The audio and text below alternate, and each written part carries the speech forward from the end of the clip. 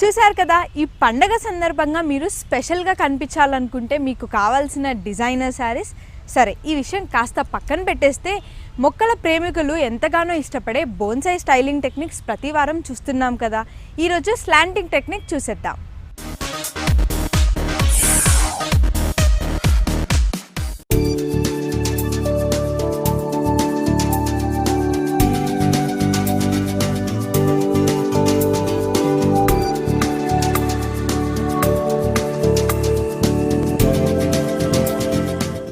నమస్తే అండి, నా పేరు లలితశ్రీ. ఈరోజు మనం ఇంకో స్టైల్, బాన్సాయిలో ఇంకో స్టైల్ గురించి తెలుసుకుందాం అనమాట.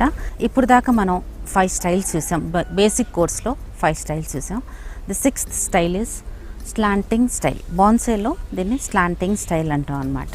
ఇది ఒక జువి చెట్టు, ఇది ఒక 20 సంవత్సరాల జువి చెట్టు అనమాట. స్లాంటింగ్ అంటే పేరే సజెస్ట్ చేస్తుంది మనకి. స్లాంటింగ్ స్టైల్ అంటేనే ఒక మొదలు మొత్తం ఒక పక్కకి ఒదిగి పైన ఒక చెట్టు లాంటి ఆకారం తెచ్చుకోవటాన్ని మనం స్లాంటింగ్ స్టైల్ అంటాం. ఆ టిల్ట్ ఏదైతే టిల్ట్ ఉందో, వంగి ఉందో, అది 45 degrees యాంగిల్ ఉంటే అది రైట్ ఐడియల్ టిల్ట్ అనమాట మన బాన్సాయిలో.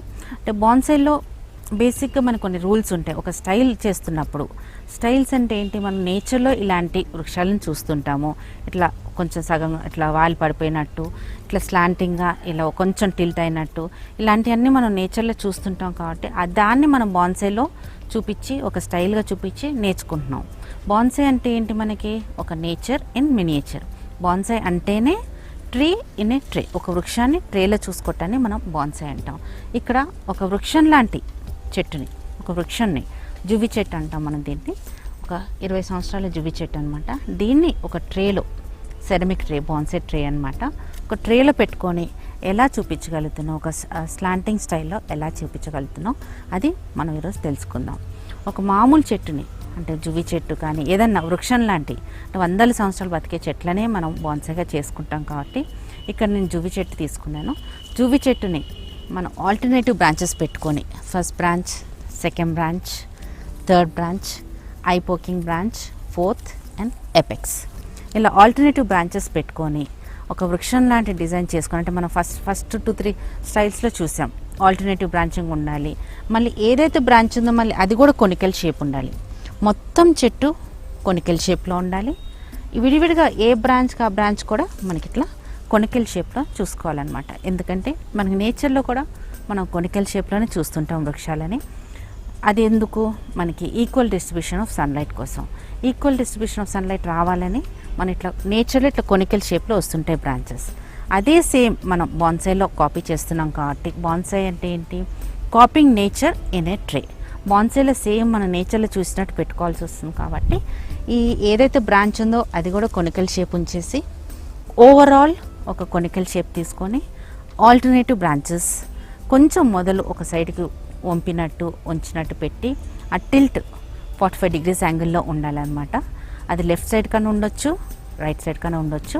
ఆ టిల్ట్ బయట ఉన్న వాటిని కొంచెం ఎక్కువ పెద్దగా పెరగనిచ్చి టిల్ట్ లోపల ఉన్న బ్రాంచెస్ని కొంచెం షార్ట్గా కట్ చేసుకుంటూ ఓవరాల్ కొనికల్ షేప్ ఇచ్చి ఒక స్లాంటింగ్ స్టైల్లో మనం చూసుకోవచ్చు. మన బాన్సాయి అనగానే ఒక వృక్షంలా కనపడాలంటే ఇంకో కారణం మనకి ఎక్స్పోజ్డ్ రూట్స్. ఈ రూట్స్ చూసారు, మనం ఒక వృక్షం అనగానే కొన్ని రూట్స్ బయటికి రావటము, పెరగటము, వాటి మీద ఇట్లా నేలపైన ఇట్లా కొన్ని రూట్స్ బయటకు వచ్చినట్టు కనపడాలన్నమాట.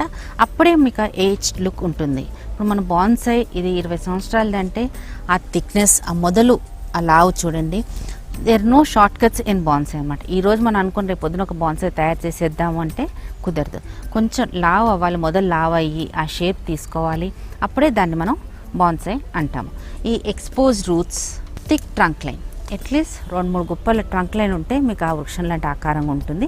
దానికి టైం తీసుకుంటుంది ఎక్కువ. మన బాన్సాయిలో ఏంటి, పేషెన్స్, ఓర్పు చాలా కావాల్సి ఉంటుంది. They are no short cuts అనమాట. అంటే ఇప్పుడు 20 సంవత్సరాల చెట్టు ఇట్లా తయారయ్యిందంటే 20 సంవత్సరాలు ఆగితేనే మనకి రూపకానికి వచ్చింది. సో పేషెన్స్ అండ్ పర్సివరెన్స్, ఓర్పు, పట్టుదల, ఈ 2 చాలా ముఖ్యం మనకు బాన్సాయిలో.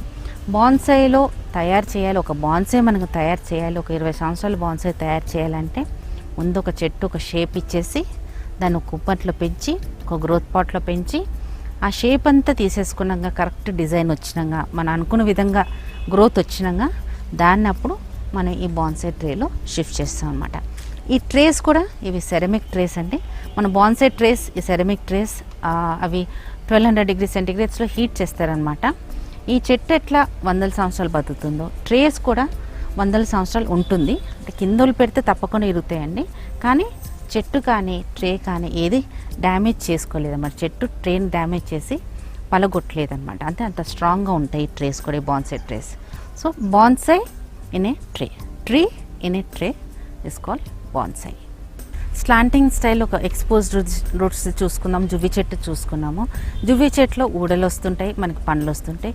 ఇక్కడ మనం ఇంకో స్లాంటింగ్ స్టైల్ చూద్దాం. చూడండి, ఇది బ్రూమ్లో స్లాంటింగ్ అనమాట. బోగన్విల్లా, టార్చ్ లైట్ బోగన్విల్లా అంటాం మనం. ఆ స్టైలింగ్ చూడండి, ఇక్కడ ఒక చిన్న హోల్ కూడా ఉంది, తొర్ర కూడా ఉంది. అంటే నేచర్లో మనకి ఎట్లా వస్తుందో మనకు బాన్సైలో కూడా అలా మనం క్రియేట్ చేసుకోవచ్చు. మీరు చూడండి, ఇది మొత్తం ఇట్లా స్పేసే ఉందన్నమాట. ఒక మంచి పాట్లో దీన్ని అరేంజ్ చేసి, అంటే ఇది అన్యూజువల్ ట్రంక్ లైన్, అంటే ఏదన్నా ఆడ్ ట్రంక్ లైన్స్కి మనం ఇలాంటి ట్రేస్ యూజ్ చేస్తాం. ఈ బాన్సై ట్రే మనం ఇంతకుముందు చూసిన ట్రేలా కాకుండా దీన్ని క్రోకడైల్ ట్రేస్ అని కూడా అంటాం అనమాట. అంటే అన్ఈవెన్ షేప్స్లో ఉన్నాయి. ఎప్పుడైతే మనకి ట్రంక్ లైన్ కొంచెం ఆడ్ షేప్లో ఉంది, స్లాంటింగ్ స్టైల్లో ఉంది, గుబ్బురుగా స్లాంటింగ్ ఇన్ బ్రూమ్ అనమాట. బోగన్విల్లా చెట్టు ఇది, కాగితాల పూల చెట్టు, టార్చ్ లైట్ బోగన్విల్లా అని కూడా అంటాం దీన్ని.